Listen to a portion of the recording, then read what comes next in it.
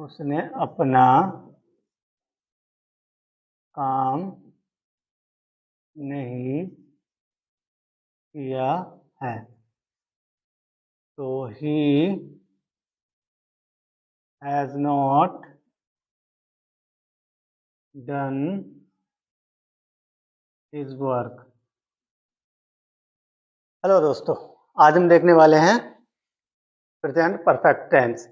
ठीक है, बहुत इजी है ये, बिल्कुल हलवा का भी हलवा है ये, बिल्कुल सबसे ज़्यादा इजी है ये। ठीक है, इसको हम 2-4 रूल्स में पूरा निपटा देंगे आज। ठीक है, ये मुश्किल से 15-1 मिनट में पूरा हो जाएगा। 15 मिनट भी नहीं लगेगा, 10 मिनट में। चलिए आइए देखते हैं, इसको सबसे पहले शुरू करते हैं। तो इसकी बात करें तो इसको कहते हैं प्रेजेंट परफेक्ट टेंस। तो इसमें बात क्या होती है? इसमें बात होती है, जैसा आप सभी को पता है, परफेक्ट का मतलब क्या होता है? पूरा होना। जो काम होता है परफेक्ट में, वो पूरा हो चुका होता है, मतलब उसमें आधा अधूरा नहीं होता है। तो यदि इसकी पहचान की बात करें तो इसके जो हिंदी के वाक्य होते हैं उनके लास्ट में चुका है, चुके हैं, चुका हूं, लिया है, दिया है, लिया है, दिया है, ऐसे शब्द आते हैं। ठीक है, अब चलिए इसके थोड़े से रूल से देख लेते हैं। 2 रूल्स में हम निपटा देंगे। जैसे रूल नंबर 1 क्या कहता है?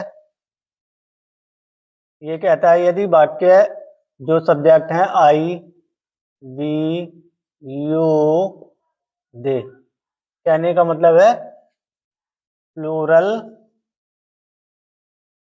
सब्जेक्ट्स, इनके साथ क्या आएगा? सभी के साथ हेल्पिंग वर्ब हैव आएगी। ठीक है, और जितने भी जैसे ही, सी, इट, राम वगैरह है ना, सिंगुलर सब्जेक्ट, तो इनके साथ क्या आएगी? इनके साथ आएंगे हमेशा हैज, हेल्पिंग वर्ब आएगी। कुछ नहीं करना दोस्तों, इतने में ही हो जाएगा। एक रूल तो लिख देता हूँ, रूल्स नंबर 2। ये क्या कहता है? इसमें कहता है कि प्रत्येक सब्जेक्ट के साथ वर्ब की थर्ड फॉर्म का प्रयोग होगा। ठीक है, और कोई नहीं होगा, वर्ब की थर्ड फॉर्म। जैसे गो होती है फर्स्ट फॉर्म, वेंट होती है सेकंड फॉर्म, और थर्ड होती है गोन। जैसे वर्क करने की होती है फर्स्ट फॉर्म डू, और सेकंड होती है डिड, और थर्ड होती है डन। इसी तरह से डन वाली जो है वो आएगी थर्ड फॉर्म।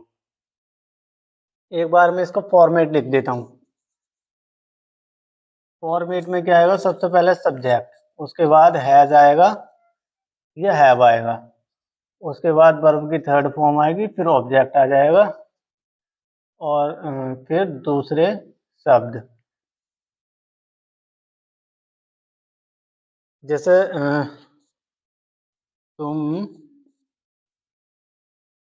कानपुर, तुम कानपुर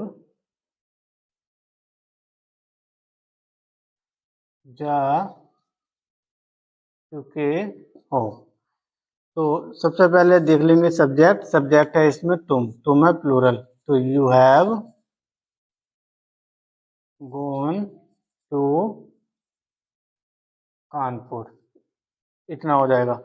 अब वह अपना काम पूरा कर चुकी है, वह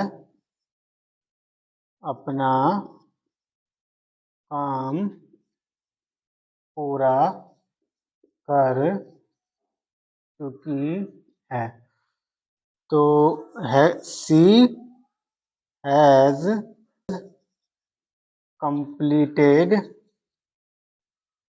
हर वर्क। अभी एक और देख लेते हैं। मैं बाजार जा चुका हूँ, तो I have gone to the market। ठीक है, इसमें बस ये देखना है सब्जेक्ट के अनुसार हैज या हैव लगा दो, थर्ड फॉर्म और ऑब्जेक्ट, बस इतना ही। अब बात करें निगेटिव। निगेटिव सेंटेंस की बात करें तो इसमें क्या है, इसमें कुछ नहीं है। इसमें देखो फॉर्मेट ही लिख देता हूं इसका। फॉर्मेट में क्या है, बिल्कुल सिंपल है। जैसे सबसे पहले सब्जेक्ट आएगा, उसके बाद हैज या हैव, बस इसी के बाद नोट आ जाएगा। इसके बाद वर्ब की थर्ड फॉर्म और ऑब्जेक्ट। दूसरे शब्द है तो दूसरे शब्द अदर वर्ड्स लिख देते हैं, बस ये इसका फॉर्मेट है। एग्जाम्पल देख लेते हैं। तुम कानपुर नहीं जा चुके हो। तुम कानपुर नहीं जा चुके हो। तो you have not gone to Kanpur. एक और देख लेते हैं। उसने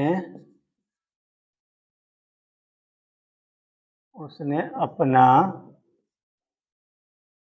काम नहीं किया है। तो he has not done his work. ठीक है, इसमें भी कुछ नहीं है। हैज या हैव के बाद नोट लगा दो, थर्ड फॉर्म, बाकी सब वैसे ही है।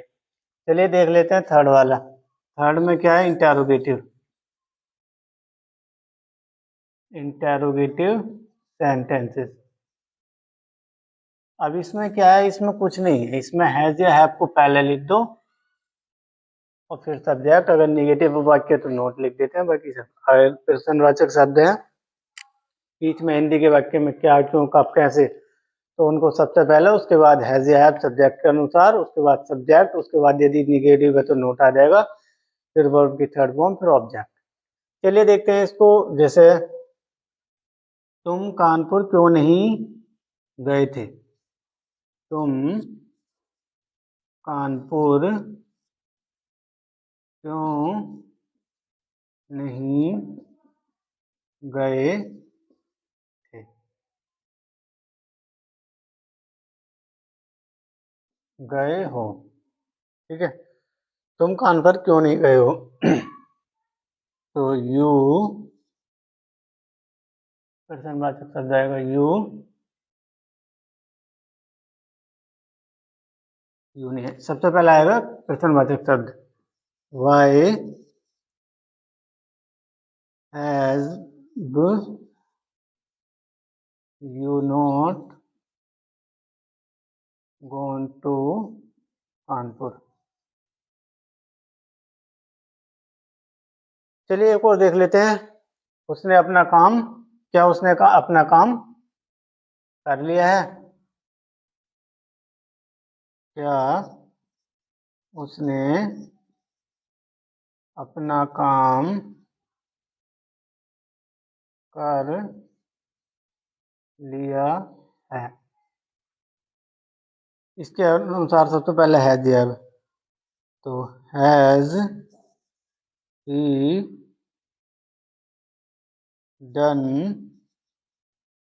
His work. ठीक है, तो इस तरह से क्या है, इसमें बहुत आसान है ये।